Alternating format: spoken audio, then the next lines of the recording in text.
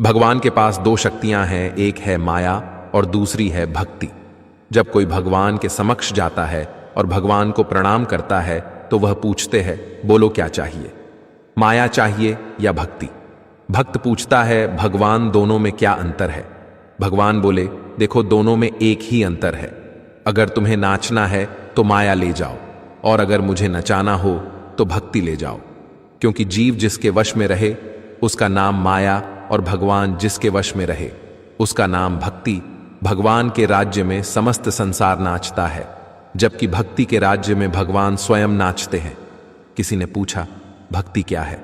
बहुत ही प्यारा जवाब आया, भक्ति हाथों पैरों से नहीं होती, वरना विकलांग कभी ना कर पाते। भक्ति ना ही आंखों से होती है, वरना सूरदास जी कभी ना कर पाते। ना ही भक्ति बोलने और सुनने से होती है, वरना गूंगे बहरे कभी ना कर पाते। और ना ही भक्ति धन और ताकत से होती है, वरना गरीब और कमजोर कभी ना कर पाते। भक्ति केवल भाव से होती है, एक एहसास है भक्ति, जो हृदय से होकर विचारों में आती है और हमारा प्रेम परमात्मा से जुड़कर रिश्ते में बदल जाता है। भक्ति भाव का सच्चा सागर है। भगवान ने इंसान को जब बनाया था तो उसे सब चीजें दी, पर एक चीज इंसान के हाथों से नीचे गिर गई, जिसे भगवान ने अपने पैरों के नीचे दबा दिया। इंसान के चले जाने के बाद भगवान से किसी ने पूछा, आपने अपने चरणों के नीचे क्या छुपाया है जो इंसान को वापस नहीं दिया? तब भगवान बोले, मैंने अपने चरणों के नीचे शांति छुपाई है। इंसान सदैव इसके लिए तरसता रहेगा, वह हर जगह इसे ढूंढेगा पर नाकाम रहेगा, और आखिर में उसे यह मेरे चरणों में आकर ही मिलेगी। मनुष्य का यह स्वभाव है कि वह सुख में ईश्वर को याद नहीं करता, पर दुख में उसे सबसे पहले ईश्वर का ही स्मरण होता है। किसी ने पूछा, भगवान कब याद आते हैं?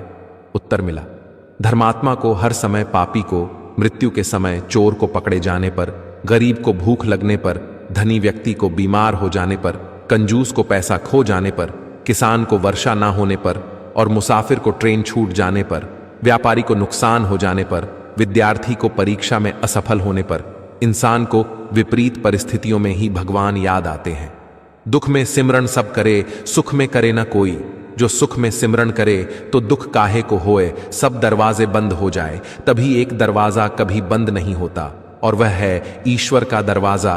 उम्मीद ईश्वर से रखो, दुनिया से नहीं। मैंने कहा, अपराधी हूं मैं।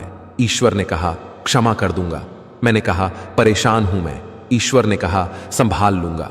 मैंने कहा, अकेला हूं मैं। ईश्वर ने कहा, हमेशा साथ हूं मैं। मैंने कहा, उदास हूं मैं।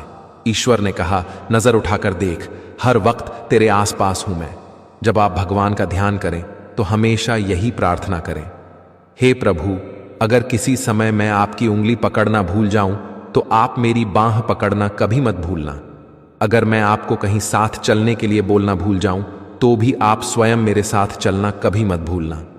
कोई भी बात हो, चिढ़ो मत, गुस्सा मत करो, जोर से मत बोलो, मन शांत रखो, विचार करो और फिर निर्णय लो। आवाज से आवाज नहीं मिटती, चुप्पी से मिटती है। तकलीफ सिर्फ आपको होगी, दुख भी आपको ही होगा। मन शांत रखोगे तो सुख भी आपको ही मिलेगा। जीवन में कई बार हम क्रोध में आकर सीमाएं लांघ जाते हैं, और फिर हमारे हाथ अफसोस के अलावा कुछ नहीं लगता। प्यार से बोलो, हर हर महादेव।